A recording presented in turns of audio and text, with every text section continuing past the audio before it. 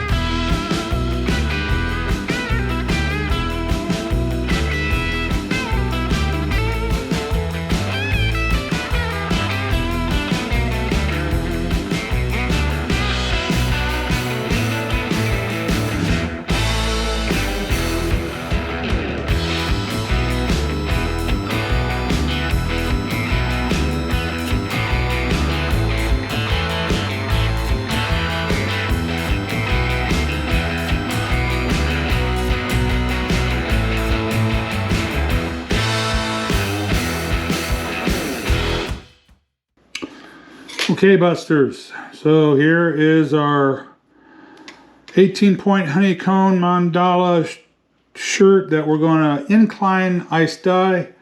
I spiraled the body, and hopefully it was easier to see how I tied this up.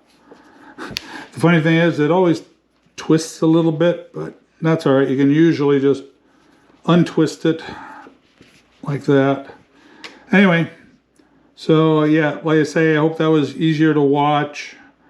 Anyway, I am going to tie up the other one, and I'll scrunch the body on that one because that'll be flat ice dyed. This is incline ice dyed, and so after I get the other shirt tied up, then we will get the tub out and get it all ready for our ice dyeing. I'll get my little trough for the incline set up, so I will see you when I'm ready to do ice dye.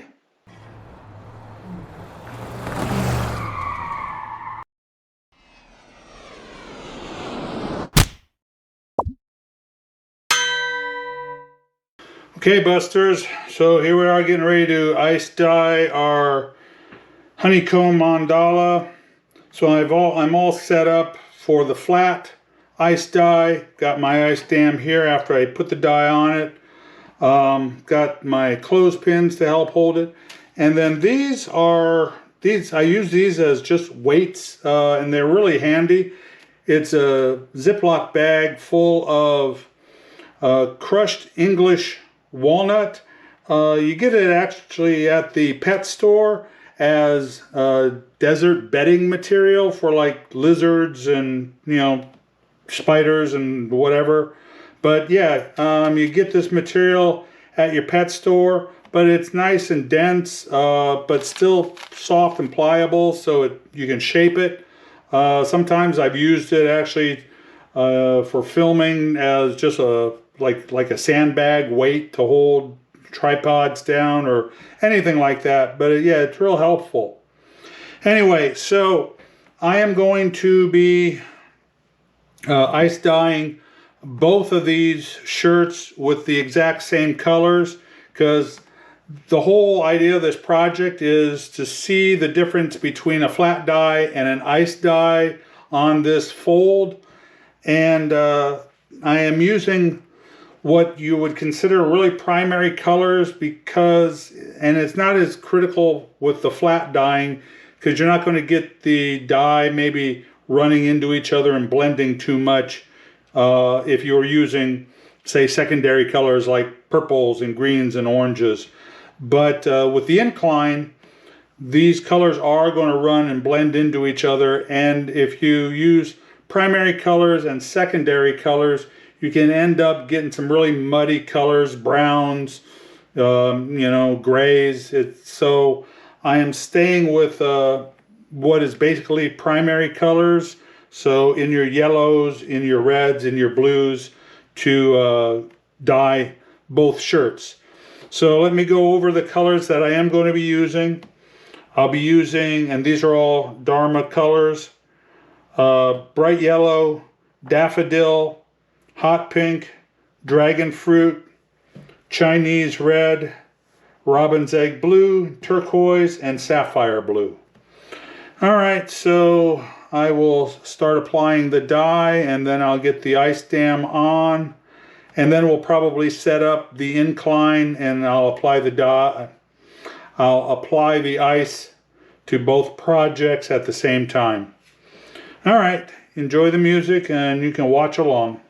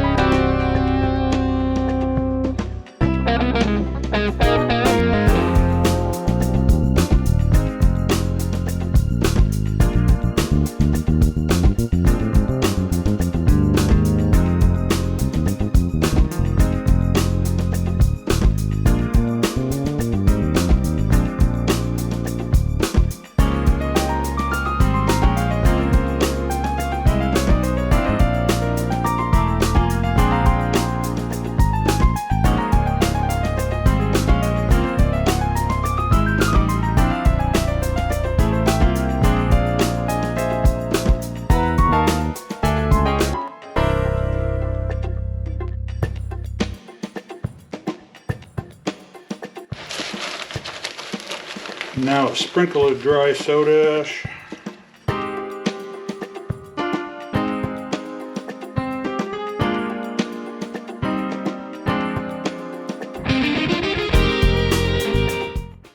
Alright, so that's it for this one. Let me set up for the Incline and we'll get that one all put together.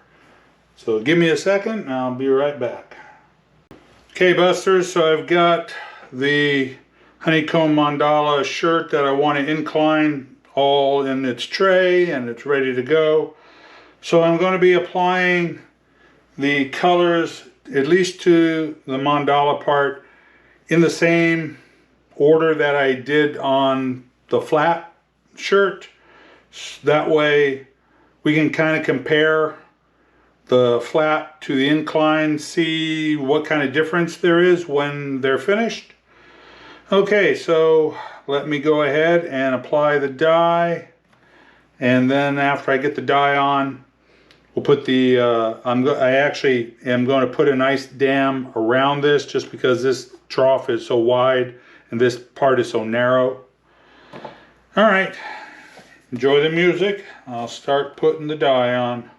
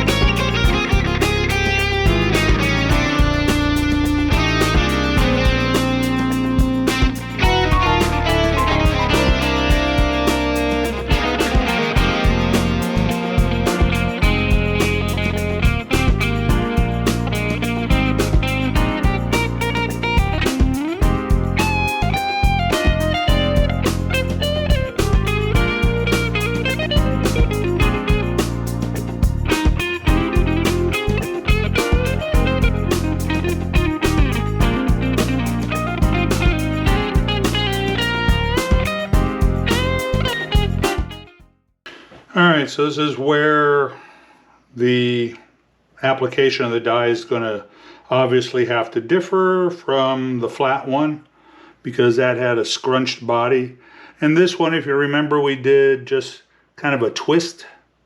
So the dye is going to go down here a little different.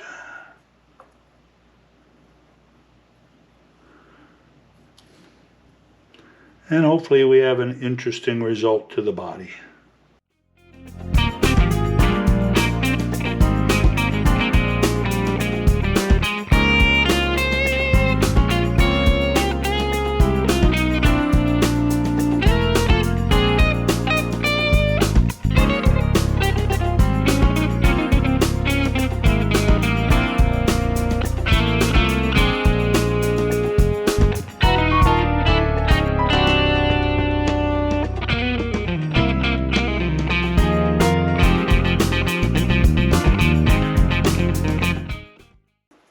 Deliberately putting sapphire blue next to the daffodil because I know when they run they will make green,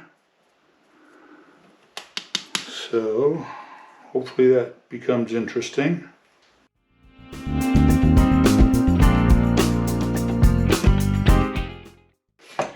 And I think I'll just leave this tail alone and let everything gravity into that. Okay, so that's that. Let me get my ice dam on it.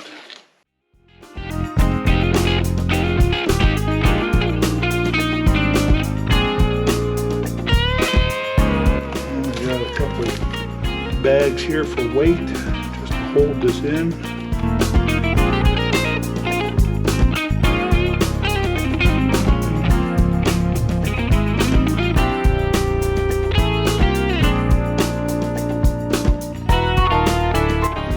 Need to get soda ash on that one.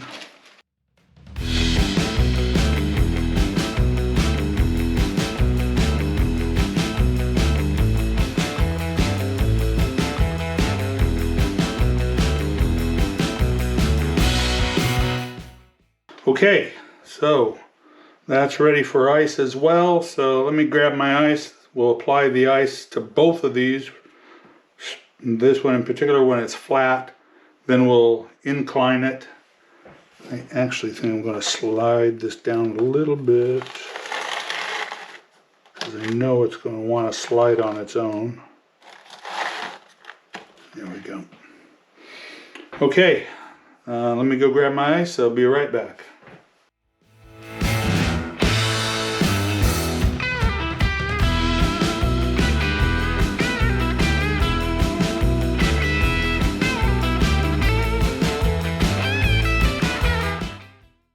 Okay, Buster Buddies, so hey, I guess this answers a question. Can you ice dye an 18-point honeycomb mandala? I'd say yes, you can. So let me point out some details here. And just because of the way my lighting is, I'll use my yardstick as a pointer so I'm not creating a lot of shadowing in the video. So this shirt is the flat ice dye. This shirt is my incline ice dye. And so, but if you remember watching, I did apply the dye in the same order along the tie-up on both shirts, exactly in the same order, because you can see I've got similar colors here in the same areas. You got my oranges here. The only thing different with the incline one, well, two things. Because it's an incline, you are going to get dyes running one into another. But if you noticed in the video, before I applied the ice, I was concerned that it might slide down the gutter that I have it in. So after I put the dye down, I pulled the shirt down. Well, that might have picked up a little bit of color, a different color, and applied some color in other places, because that's why the center here, I think, got a little muddy. It might have picked up, the next color or next two colors that was in the trough, and I pulled it down through that. But beyond that, they're really pretty identical as far as the mandalas. Now, and if you remember on the incline, I did kind of a twist and I applied the dye, and so I have, different looking dye around the mandala there as opposed to the flat, where the colors I used that you saw in the video were different. And so obviously the body of the shirt is different one to the other, but the mandalas are pretty much the same. But they came out really well. The other issue, and I have that consistent between here, and I think it's because of the smallness and the tightness of the tie-up in that area.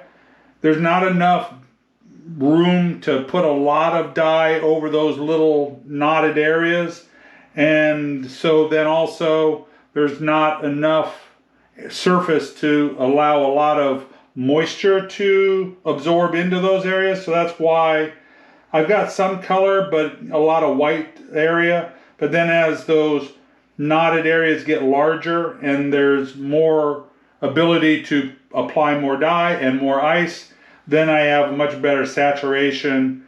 And so I think that's the only thing about these areas, but that's kind of inherent, I think, to the nature of this fold using an ice dye method. A liquid dye method, you would be able to apply enough dye to avoid that. But like I say, you're not getting as much moisture, I believe, and enough dye penetrating in those very small knotted areas. Let me flip these over and you can see how the backs came out as well. Alright, so this is how the backs came out of both. So reminder, this is the flat dye. This was the incline ice dye. And you remember as I applied the dye for the flat, I just kind of chose colors at random, and this is how that came out. But on the incline, I pretty much continued the same order of application of the color that I did on the mandala. I just continued that on down through that twisted part of the shirt. And I did use the sapphire blue toward the end, but I had put, I believe it was bright yellow just above it. And I even said in the video I expect that to flow down and give me some greens, which it did.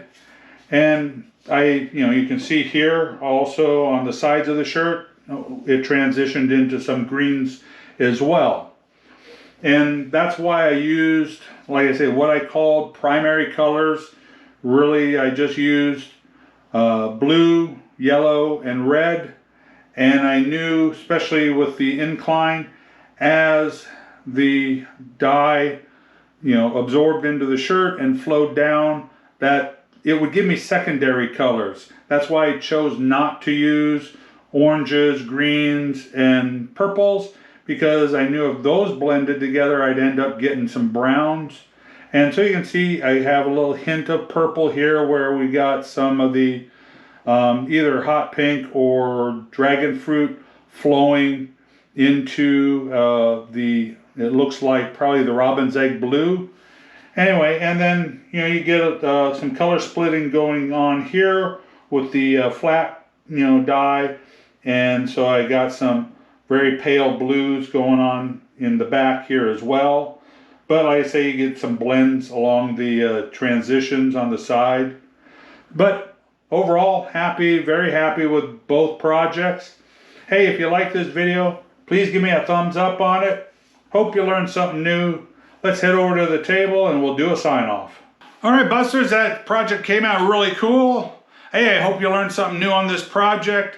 Hey, if you really like this video, please give me a thumbs up. And if you haven't subscribed yet, please do so. And don't forget to ring that notification bell so you don't miss any of our upcoming projects. And hey, if you really want to help out my channel, go to my Buy Me a Coffee page and buy me a coffee. That really helps me out. Hey, all right, thanks for watching. Love you all, folks. Peace out, baby, and go bust out some art.